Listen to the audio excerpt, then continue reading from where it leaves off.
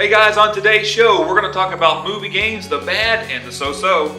And then after that, we're going to talk about the history of handheld games and kind of where the handheld market is now. Then we're going to talk about our top 10 fighting games. After that, we're going to talk about our next challenge to issue to you guys. So get ready for some power talk.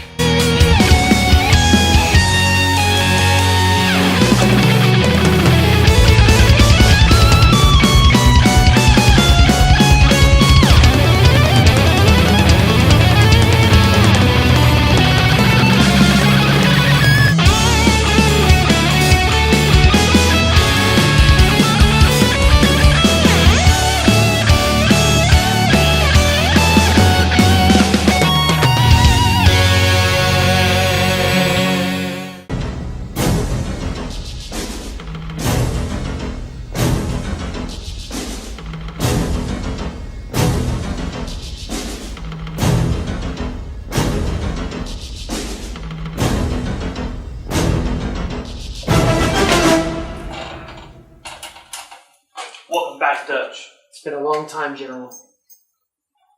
So what's the assignment? The assignment, Contra. Flying by helicopter, it's 6 levels, eradicate the aliens, and you get out alive. Why don't you just use any other gamer? Why do you need me for? Because some dang fool accused you of being the best. Dylan! You son of a gun. What's the matter? New game's got you using a stylus too much? Make it easy on yourself, Dutch. Had enough? Okay.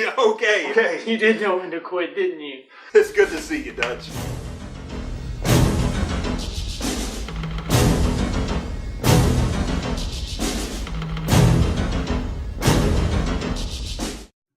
Oh yeah.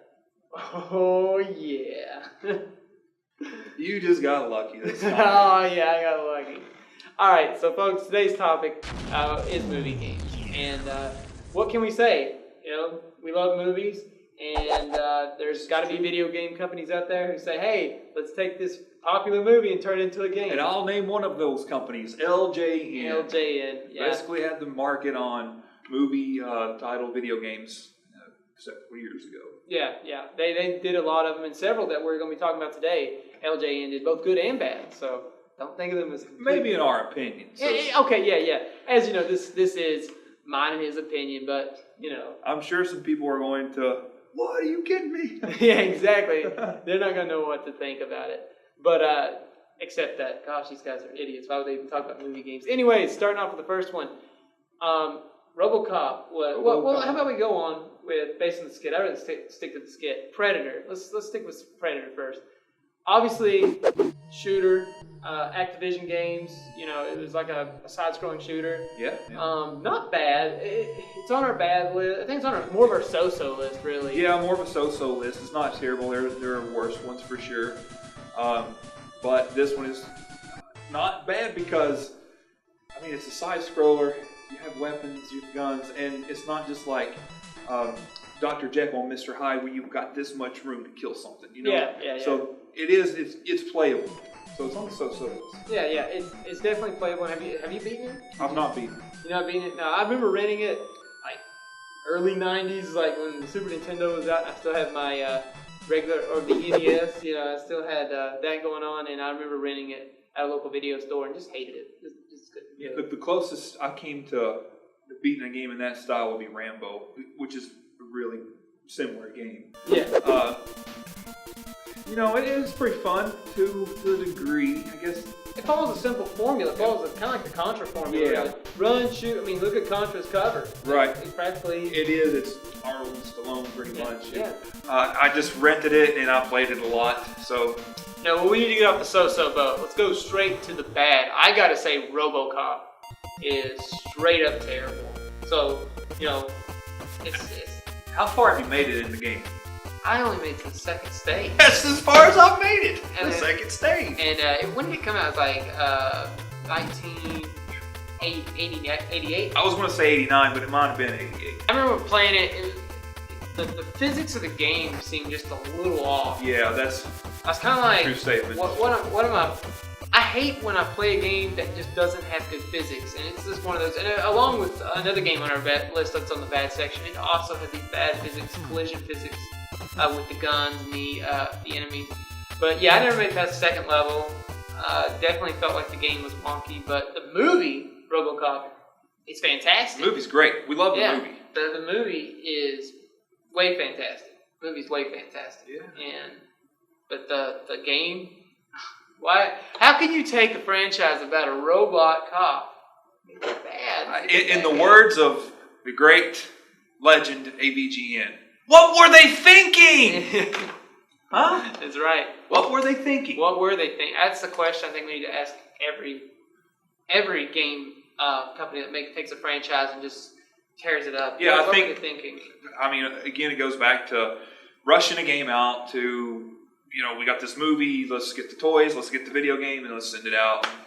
I guess the beta testers missed a lot in a lot of these games, even if they were beta testers. But moving on, so another game, terrible physics, similar to RoboCop, side-scroller, T2.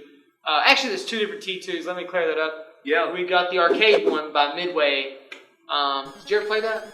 Yeah, I have played that. It's been a number of years, of course, but it's not, it's not as bad as the NES LJN version. Exactly. Not nearly as bad. Midway turned it into an arcade rail shooter. Actually, it was on the Super Nintendo. I had it for the Super. Could not beat it. It was, I get all the way to the mission where I guess it's before you go back into the past. John Connor is driving this Jeep, shooting this machine gun, and there's like this big thing trying to blow him down, and I can never beat it. But the NES title, though, you know how bad that is. And the physics of T2, also similar to RoboCop, are just awful.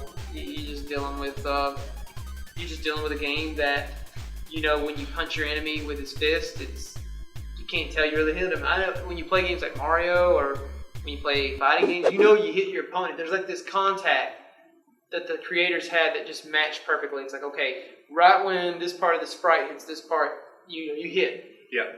T2, you felt like you jabbed all the way through them before you hit them. Yeah. You didn't feel that collision on soon enough. It was delayed, I guess is the best way to word it. Well, in some other LJN games we got right here, Bill and Ted's Excellent Adventure, Back to the Future. I guess back in the 80s, Bill and Ted was a pretty big thing. I know I watched it as a kid and really liked it. Excellent! The controls are kind of weird. The way you go through about your adventure, it can take some time. You really got to talk to everybody and travel. I mean, I didn't really like it. And obviously, Back to the Future. I can't tell you how much time that I've put in on that game trying. Back to the Future. Yes. I've never really sat down and play it. I've heard a lot of bad things. I've seen obviously AVGN and seen various other people play it on YouTube, and it's just looking at it. I'm just like, well, who throws bowling balls? You know what I'm saying? Like, he gets on a skateboard and he picks up bowling balls as his weapon. Like, where did that come from? one strong dude. Yeah. Could you imagine? Okay, skating is all about balance. So you got this, this big bowling ball. It has to weigh at least 8 pounds or whatever, and then you have to roll. I don't know how much does a bowling ball weigh? Even 16 pounds at the max, I think. Okay, yeah. So you gotta roll this heavy ball, and it just doesn't make any sense. Yeah, and bees are the enemies. I mean, yes. I don't even see Biff and his gang. Like probably until the end. I've never made it to the end. So key figures of this. I mean, here's the thing. Before we move on to the good games, these bad games, you got these game creators who get a hold of these pieces of these franchises. That's what I mean. And they just don't care. They don't care what kind of game they made. They just wanted to slap the brand and say, okay, just get their money. Get their money, which was a big problem in the 80s, especially the NES library. There is a ton of crappy games that I just feel bad for kids back then. Imagine they would sell the art of the book, they'd sell all this to you, they'd get these nice manuals, but when you played the game, they'd be horrendous. Yes, this is one of the games right here that I got for Christmas. My mom, she didn't read Nintendo Power, she didn't know what was good or what was bad, but she knew Back to the Future was a good movie, so how bad of a game could it be? And then it doesn't even match the movie. I mean, you throw milkshakes at incoming bullies. I don't get it. So, we're looking at a ton of crap, basically, in the movie games. But there was some good ones. There was. I'm definitely think we should kick it off with one of mine and your personal favorites. Yes. One we like to play together. Nightmare on Elm Street. Absolutely. Ain't that a great game? Yeah, a lot of people, they don't like it. I don't know why. It's not that bad. It's a challenge. It's a challenge, yeah, but the music's good. I like the music. Has some funky music. It can be scary at times, especially if you're playing in the dark. The theme. This was a kid's game, mind you. The main theme song, like the one at the main menu, it's just chilling. It's like, what? It's like, man. And imagine if you're an 8-year-old kid playing this for the first time. You're home alone. Well, maybe not home alone, but in your room with the lights off or whatever. Just home alone, basically. Yeah, you feel alone. You feel alone, exactly. It's the atmosphere. You pop this game in, you hear this music, then all of a sudden within the game you fall asleep. Now you've got little spiders and bats and Freddy coming at you. I mean, there's not bats are enemies. Rats are enemies. It's kind of weird like that. It doesn't follow the film in a sense, but here's the thing. T2 and RoboCop and Back to the Future, they all have this thing where, you're kind of doing things that was in the film, and they try to make it a game. And the problem is, because they were just designed for it, the physics are poor. They don't feel like good games. Nightmare, done by LJN, had great physics. Yeah. The hit contacts were on time. It has platforming. You didn't really care anymore about the fact that, they never fought zombies in Nightmare on Elm Street. They didn't fight zombies and stuff. It didn't matter though, because you're having fun. You're having fun. And it was 4 players. So I guess going on with some more of them, we touched up on Nightmare on Elm Street being a good one.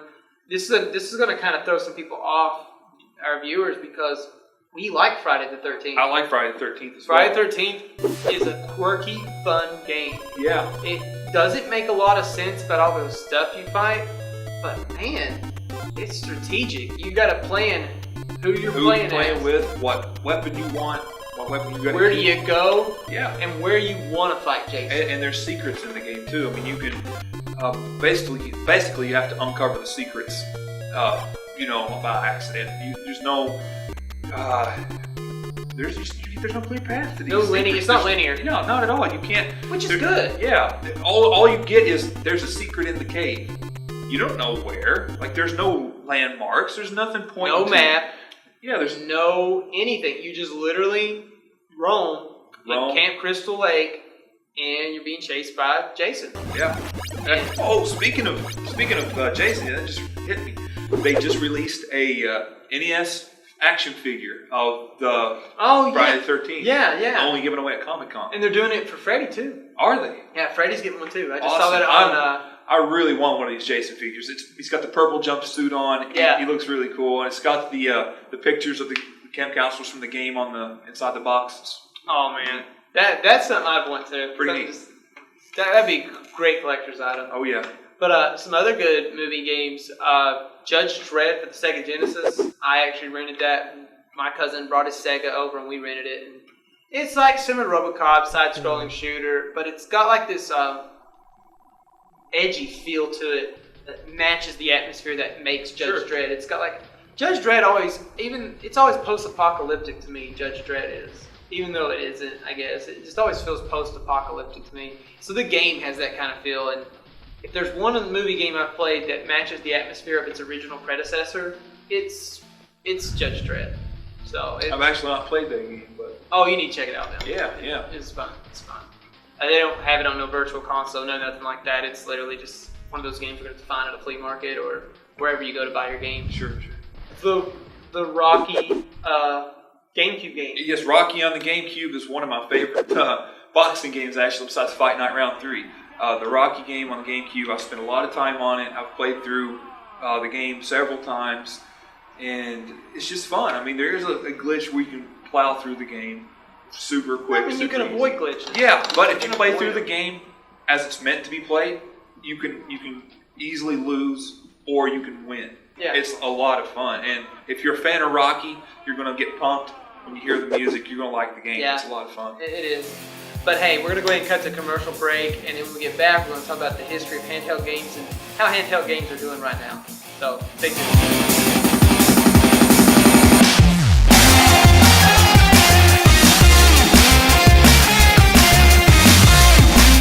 Star Wars.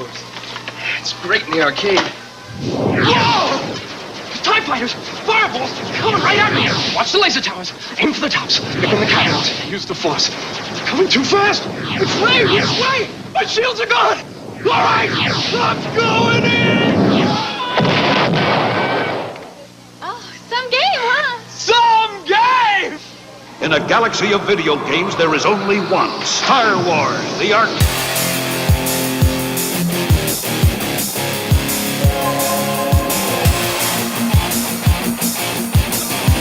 All right, welcome back to Power Talk, and now it's on to some handheld gaming history. All right, Andy, what are we starting off with? We're going to start back in the 70s. Definitely there was an auto racer game in 1976. I'm trying to think if it was Mattel. Yeah, Mattel. Mattel made this game. It was the first handheld electronic game. And then I would move on to later on in the 70s, I think 1979, you would get the Microvision, which was the first handheld game that used cartridges. This was by Milton Bradley. So in the 70s, the American-based companies had that. Started getting into this handheld market before even a console market existed. It's kind of weird. Gunpei Yoki comes up with Game & Watch. He watches a guy. The story is 1979. He's on one of those Japanese super trains, and he watched a guy just play with this calculator, and he said, this would take time away. It would distract people. Plus it'd be on the go. And he creates Game & Watch. 59 different titles, many of them based on popular Nintendo franchises, Super Mario, Donkey Kong Hockey. There's a Zelda one. Yeah, there's a Zelda one for sure. So those hit around the 80s, and then, there was stuff released in between, but 1989, Atari releases the Lynx. Lynx? Atari Lynx. Yeah, and it had color to it, and it was also a handheld gaming console, and it was, it was like Americans really had that market down. They really understood it, I guess you could say, but they were kind of bad quality. Yeah. All of them were, including the Atari Lynx. So here we are. Japan kicks us. As always, Japan's always been good at video game making, and they come out with the Game Boy. Well, Nintendo hired Yokoi. They loved his Game & Watch and his ideas, and that he helped work on the original Game Boy. Yeah, and then the Game Boy came out. It was monochrome green, kind of like basically. 2-bit. Yeah, 2-bit system, and everyone knows what a Game Boy is. Started with the big brick, and eventually it slimmed down. Its second gen release was the Pocket, and then it grew as it went on. But this is when Sega was hitting the scene too. So 1990s, Sega releases the Sega Game Gear, and an interesting fact about the Game Gear that I just found out recently: there was a TV tuner. That's right, there was. For the Game Gear, so it was a pretty sophisticated handheld. Backlit, didn't need to have it in light to play. You could play it on the go in the dark anytime, but it sucked the batteries dry pretty quick. What was it, 6? 6 batteries. 6 AA's? 6 AA batteries. 6 AA batteries. And you got about 6 hours of gameplay on that. Yeah. And the library for all handheld games have always been interesting. Nintendo, and it's very similar today actually, it's kind of like the same formula we're following today. There would be a popular game release on the NES or the Sega, and they would have a handheld version, which was usually, it had less levels, obviously, less detail, but it was, the whole point of it back then was, here's your game, here's the game on the go, and here's the game at the house. The game at the house is better because you paid more for your console than your handheld. But the Game Gear was, to me, it was pretty darn sophisticated to have a TV tuner. I'm sorry, even though I'm sure it was terrible. Yeah, I've never seen the TV tuner in action before, so I can't really say if it's good, if it's bad, or how it works, or whatever. Yeah. But just to have that, capability to add a TV tuner in 1989, 1990, even if it was just two, 3 channels, if it was snowy or whatever, to have that on the go. That's great. It's just, Nintendo would fall. A long time before we had that in good quality. Yeah, I mean, now you can get Netflix on your 3DS or your PSP Vita. Right. It'd be quite a while. So that's a pretty big gap, and Sega did it 1990. And that's why you got to give that company so much credit. I'd say pretty sure next was what came along, handheld marketing. Then after that kind of changed. There was a lot of ports and variations. Next was the Sega Nomad, which actually played Genesis games. Wow, I didn't.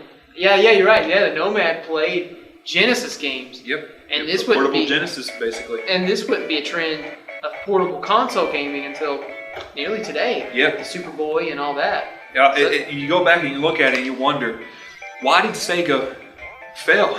Everything that they did, I mean, well, not everything, but a lot of things they did back then is what we use today. Yeah. But yet it didn't work then and it's working now. It's and hard. They were really advanced. They were really ahead of their time. It's hard to be innovative. It's hard to be. It is when you have. That's why people probably don't see a lot of new stuff now, because everyone's trying to stick to a formula. It's safe. Your company's going to make money. But Sega tried really hard to be innovative, and it just didn't work out. It pay out for them. Yeah. But you look now, and there's the Retro Duo Portable, the Superboy, several different third-party companies that develop these systems where you can take your cartridges on the go, which Sega made for the Nomad. They did it for themselves in 1991 or 2 or something like that. Yeah, whenever it hit. And then and there's also been, handheld gaming during the 90s, you hit this point where Tiger Electronics steps in. Anything that was on Saturday morning cartoon practically that almost got a Tiger handheld, from Barbie to Power Rangers, Mortal Kombat, got Tiger Electronics hopped up on it, and portable gaming for them was throw the company's name on it, put a little LCD game, see if they buy it. I bought them. Yeah, I had a Double Dragon one and a John Elway football. It was actually kind of fun. Yeah, games like that, these little handheld games. So the market for handheld gaming is you either chose a top gaming company like Sega Nintendo at the time, or you went with Tiger Electronics. Your game was probably like $14, maybe just $10, and you got your little handheld that you could play. Tiger also went to make that. I just remembered this. That one you could put on your head. It had the screen in front of it, in front of your eyes. Yes. I'm trying to think of it. I want to just say Virtual's on, and we're about to touch up on more Virtual talk. Obviously, you know where that's going next. But whatever that was, I do remember seeing that. It was also, it had Mortal Kombat 3. It came out at the same time Mortal Kombat 3 did, because that was one of the games they released. There was something like that with the Master System too. Really? Yeah. Like that one that put like a vision thing on. Yes. It's like you put this thing around your head, and then this black thing, and then this hang out here, and then you got this red screen, and you could use one eye. I just wished I could think of the name of it.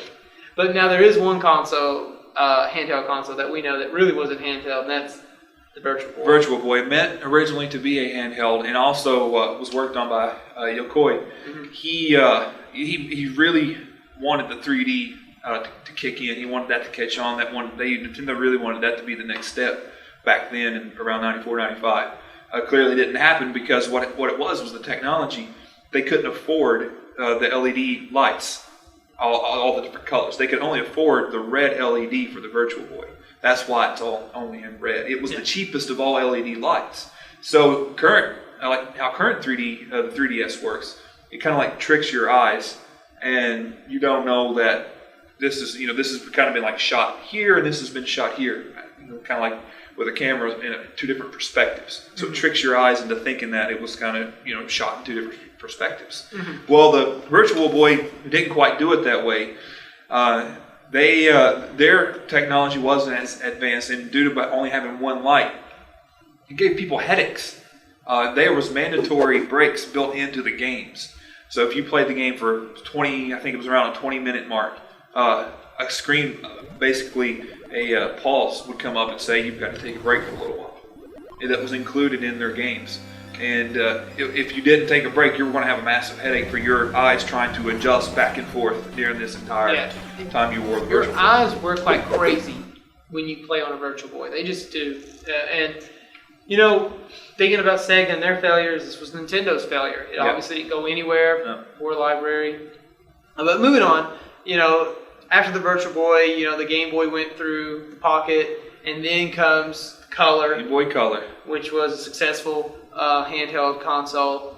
Neo Geo Pocket, which was successful, but also, based itself on monochrome color, while, the Game Boy was actually trying to touch up on multiple palettes. Right around this time, too, Yokoi, once he left Nintendo, after the failure of the Virtual Boy, he went to Bandai, and that's where he worked on the Wonder Swan, which probably, I don't know if everybody's heard of the Wonder Swan, but probably a lot of people has. It was only released in Japan and it has a cult following. You know, it was considered a success over there because it just wasn't released in America, but over there the people love it, kind of like we have people who loves Earthbound. You know, there's that group of people who really love the WonderSwan and swear by it, and it's in color, and it really that's pretty wild. Yeah, I don't keep up with it. It's one of those things I just never. I've seen it several times. Yeah, I've seen a few games and stuff like that, like online, but it's kind of a shame that it wasn't released in America.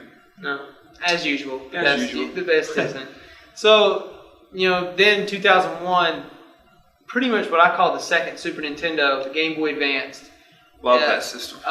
Great RPGs hit that market. Great platformers. Yeah. Just great games. Some of the best Castlevanias I've ever played. Yeah, they revisited a lot of what worked for them in the earlier days on the Game Boy Advance. So the Game Boy Advance was definitely a top system to have. Good titles. And obviously, being a big fan of Pokemon and stuff, it had a great set of generation of Pokemon games on them. It was just a great console, and of course it had its versions, the SP and such. But then PlayStation touched the market with probably the most sophisticated handheld ever made at its time. Up until the PSP, you always felt like console, handheld.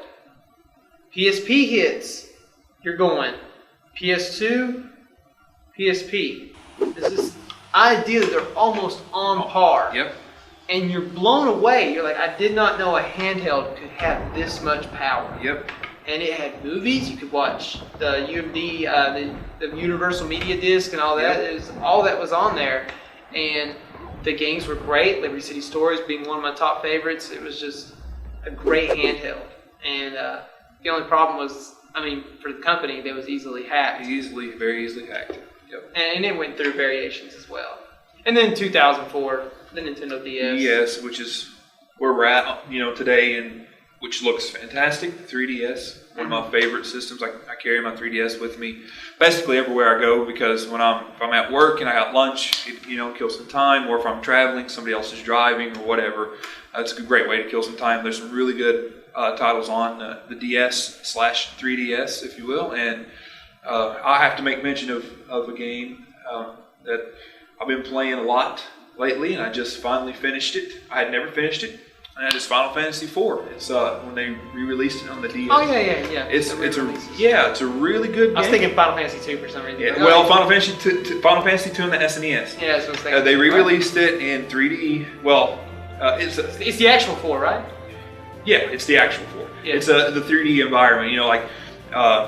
It's not 3D as in perspective, but the world is not just from up here. You can explore around and see things from a different view, and it's beautiful. I really love how they upgraded it. The cutscenes are really pretty now. And I'm glad they actually gave it its the right Roman numeral with it. The right number. It needed to be remade. It's a good game. It's not my favorite Final Fantasy. Save that for another show. But it needed to be remade. Yeah, and on top of that, now I think. So I guess we need to just go ahead and touch up that the current market of handheld gaming I think they're taking over. I think handheld gaming is the future now. I play more of my handheld than I do anything. Exactly. 2 years ago, you could ask me, Andy, what do you like more? The Nintendo Wii or the Nintendo DS? Oh, Nintendo Wii. It's got Mario Galaxy. It's got all the stuff I want on it. Today, I want a 3DS over a Wii U. Why? Super Mario 3D Land, which I've beaten. Love that game. Great game. They released Star Fox HD. Everyone's asking for Star Fox. And please, Miyamoto, more Star Fox. And the only thing it got us was an HD, I guess it's HD re-release on the 3DS. And they got an Ocarina of Time. We get a Link to the Past 2, Luigi's Mansion 2. Look at these titles. These are console-esque titles. Yep. Getting put on a handheld. Absolutely. And that's why I think it's the future. I stay true to my mobile gaming. It's my top right now, and it has been for about a year and a half now. And the Vita's doing good too. It's definitely. They started up a lot slower. And obviously, when they first came out, everyone's like, it's a flop. But with recent news with the Xbox pretty much hurting its fans, even though they made up for it, Sony's getting much more attention right now, and I think in the current market, their handheld games are going to step it up even more. Let's hope, because no matter what the system, if there's more good games out there, that means there's more good games for everybody to play. Exactly. So the current market is looking pretty good. I'd have to say everyone needs to start looking out for handheld games more than console games. Yes, I know the new Smash Brothers is coming out on both, and I'm interested to get both of them. Yeah. Nintendo has robbed me of my money. So it's definitely worth it. Yeah. All right. Well, tell you what, we're going to go to commercial break. When we come back, you're going to hear about our top 10 fighting games. So stay right there.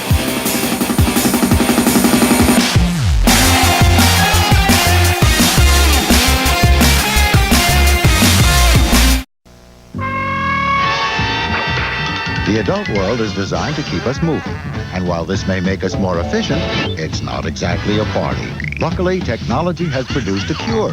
It's called a Game Boy, the personal game-playing system from Nintendo, with lots of sports, action, and puzzle games to choose from. And it comes with a puzzle game Tetris. It could change your outlook. I'm sorry, sir. Your flight's been delayed. Cool.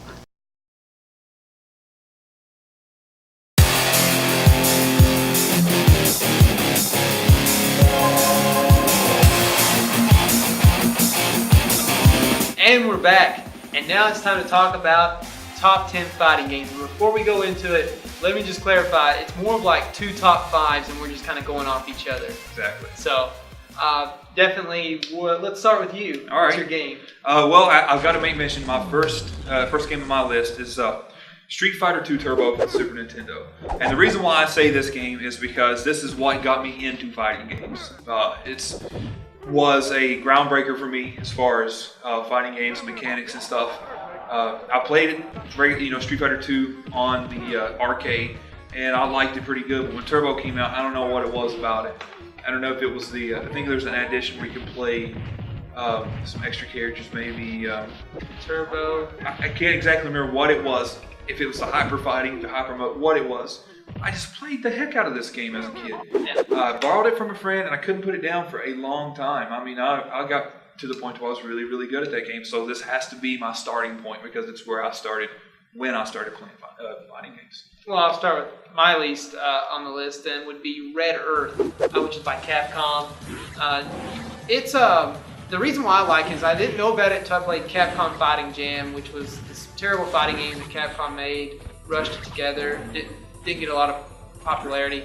But Red Earth is an RPG/fighter. It plays like a fighting game. You go from opponent to opponent, but you leveled up, and in the arcade machines you kept a password. Put your password in, you loaded up your version of one of the 4 characters you could play, and they have more power, more life, new abilities. It was a really, really fun fighting game. Very difficult. I played it before, and it's drained a lot of quarters from me.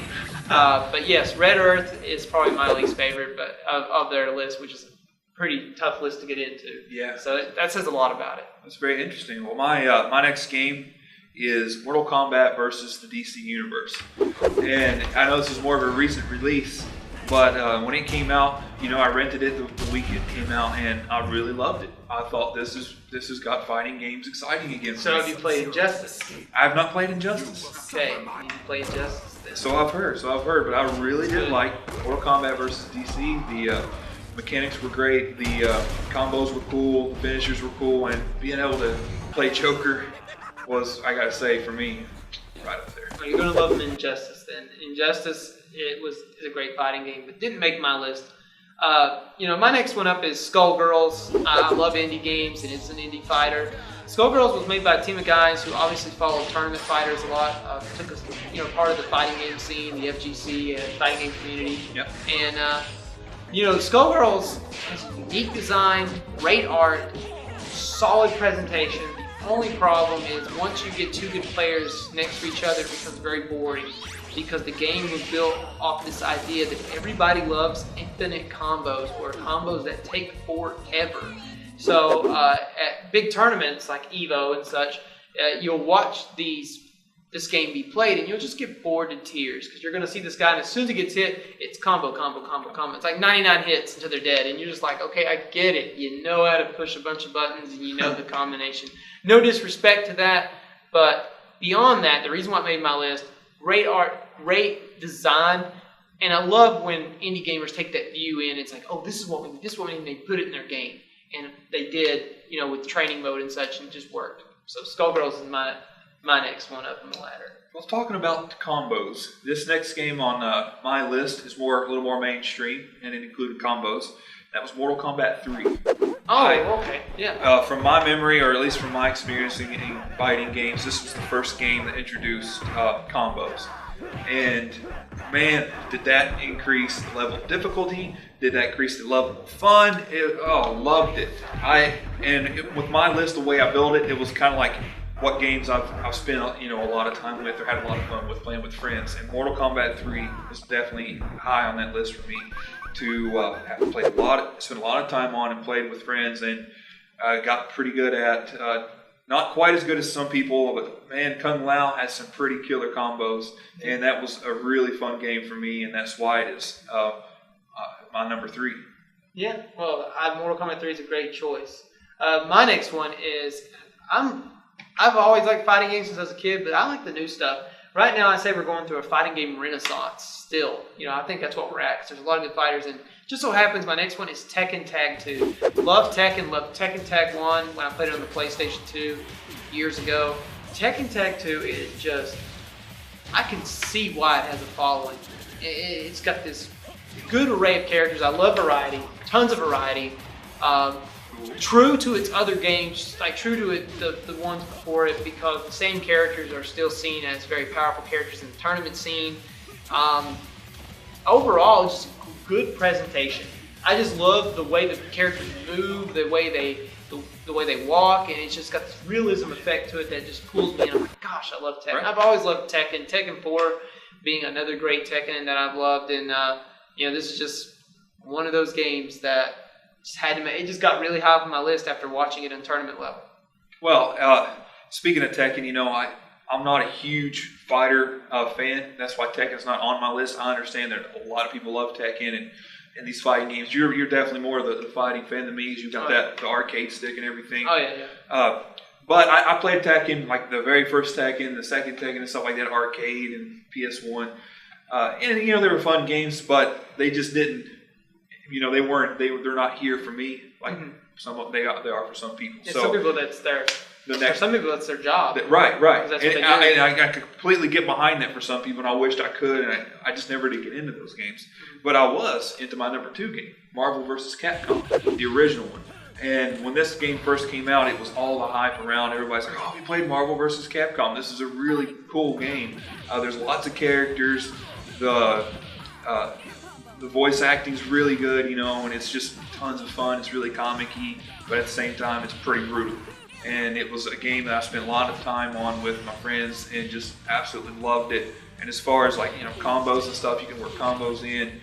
But the thing that I love the most is when you build your meter up and then you unleash the special attack, because it was different for everybody, and I just loved seeing everybody's different special attacks and their finishers, and it was just a really fun time to get together and play Marvel vs. Capcom, because we were all such huge comic book fans, and most of my friends were Marvel fans. So it's why it was just a lot of fun. People could relate to it more, Yeah, so, sure. My next game would be Darkstalkers, actually Vampire Savior, just because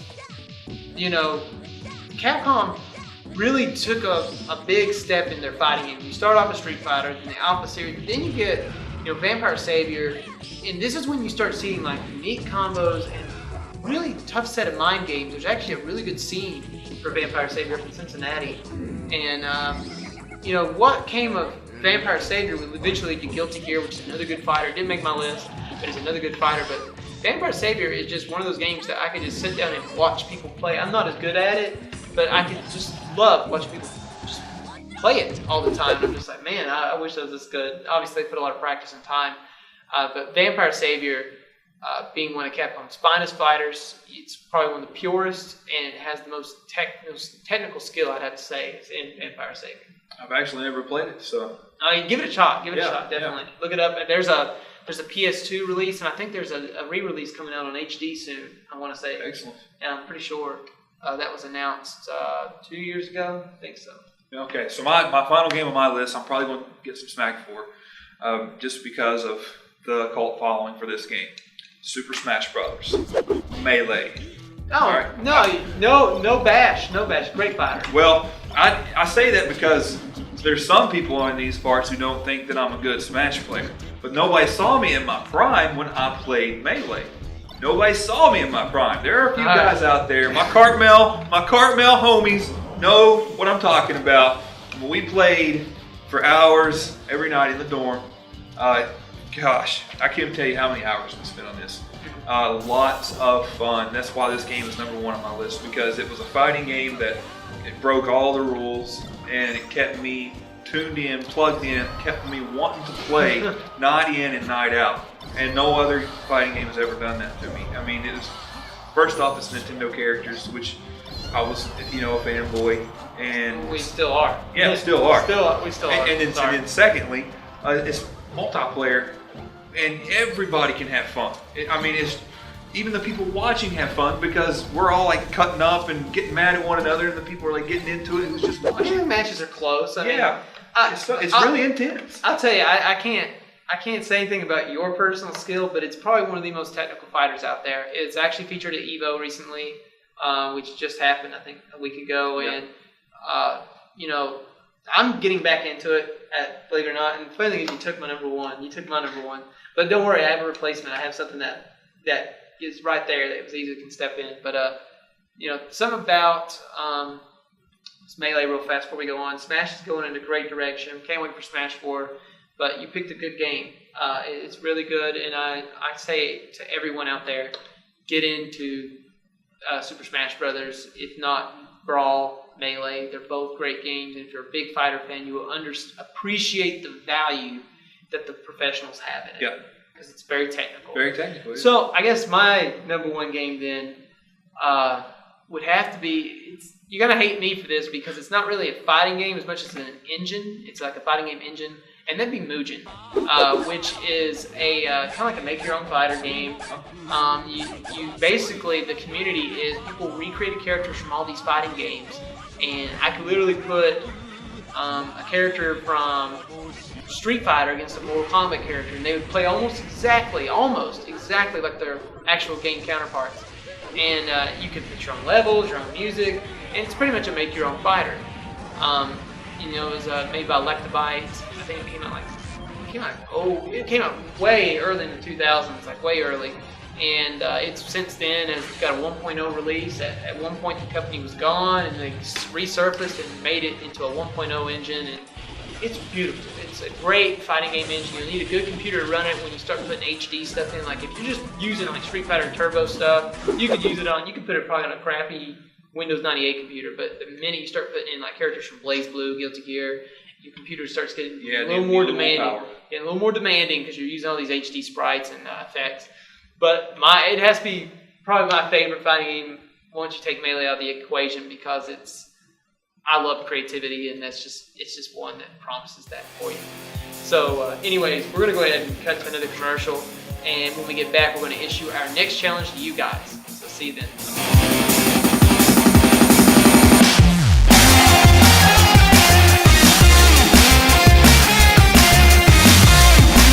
After these messages, be right back. We invited an expert team to our laboratory to give us their opinions of Disney's DuckTales video game from Capcom. Yes. Awesome. You'll have exciting adventures helping Scrooge McDuck escape danger and become the richest duck in the world. Cool. Totally hot. Way radical, man. Excellent. It's a quacker. Oh! Disney's DuckTales game for your Nintendo Entertainment System by Capcom.